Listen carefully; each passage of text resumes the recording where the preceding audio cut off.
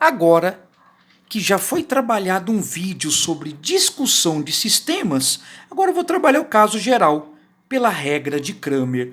Como que eu faço a discussão pela regra de Cramer? Eu já comentei num dos vídeos, mas vale a pena ressaltar.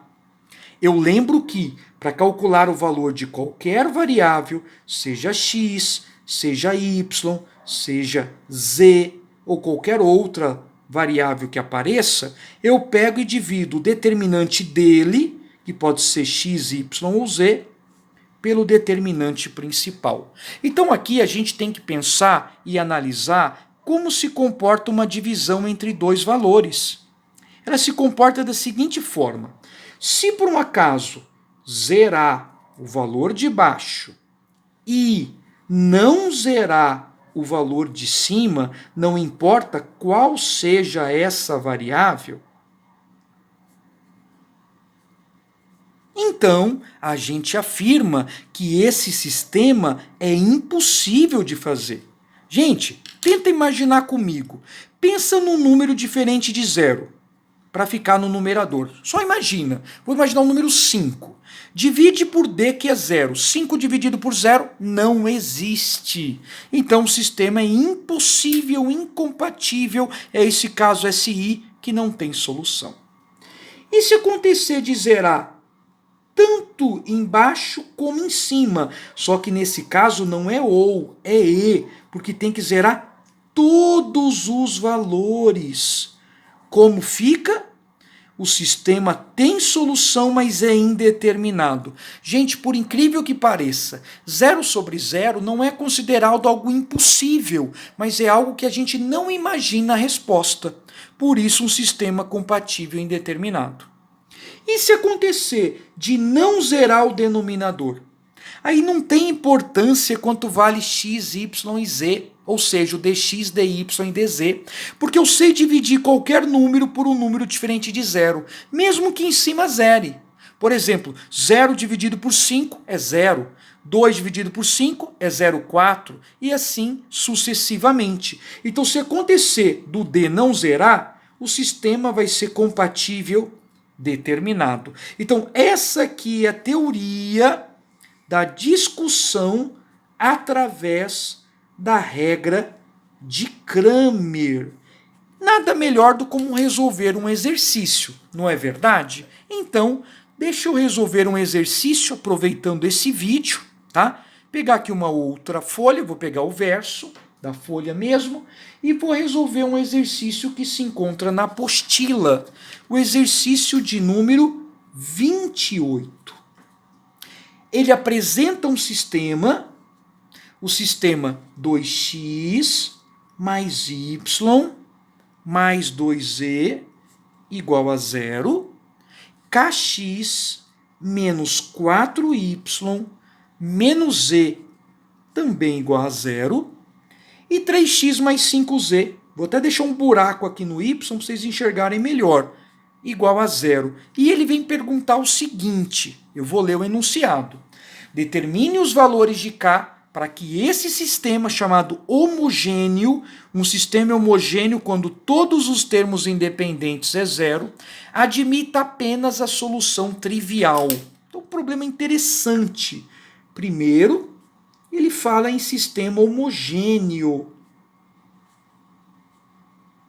O que é um sistema homogêneo? É um sistema em que os termos independentes, que são essas igualdades, independentes, são todos iguais a zero. O que tem de interessante num sistema homogêneo? O fato de que ele sempre tem solução.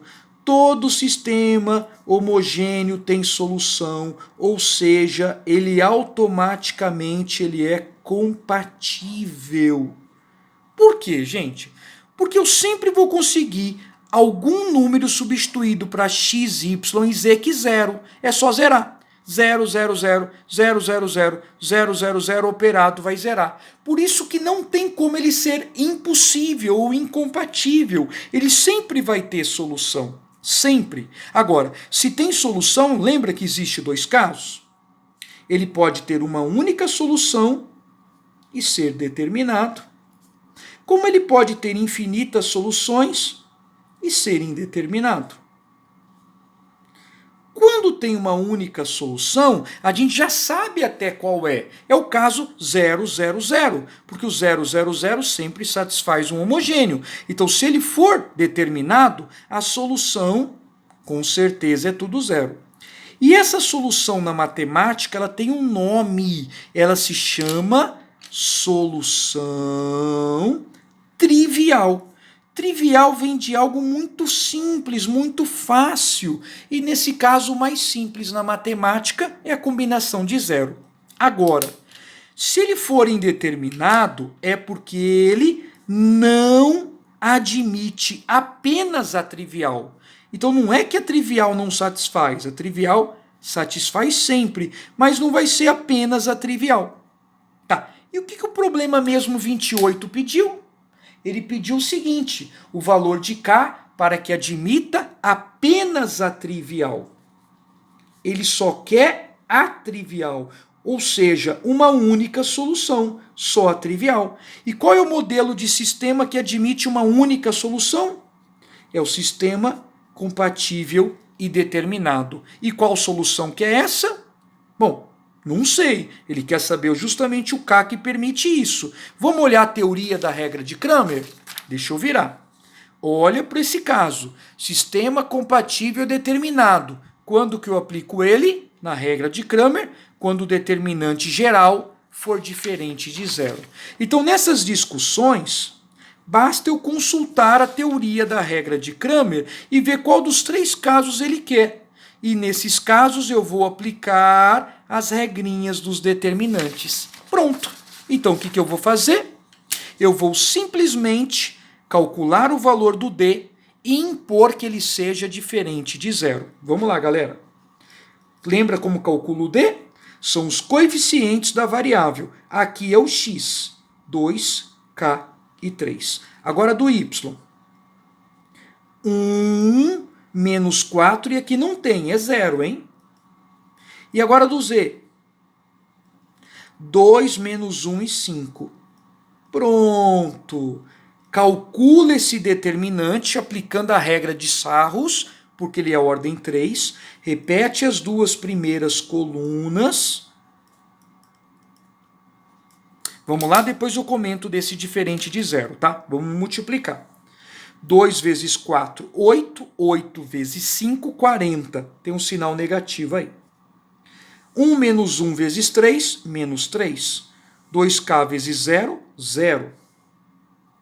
3 menos 4 menos 12, com 2 dá menos 24. Troca o sinal, 24. Aqui tem um 0 no meio, vai zerar. E aqui dá 5k, troca o sinal, dá menos 5k. Portanto, esse determinante deu menos 5k. E agora os números vamos juntar. Menos 40 com 24 dá menos 16, com 3, menos 19. E agora eu vou usar a igualdade, no caso aqui, o diferente de zero. Para ser sistema compatível e determinado, admitir apenas uma solução, o determinante tem que ser diferente de zero. Joga o menos 19 para o outro lado, que fica positivo, multiplica por menos 1 para poder acertar o sinal da variável, e por fim, o K deve ser diferente de menos 19 sobre 5. Professor, e se ele quisesse não só a solução trivial, o que eu faria?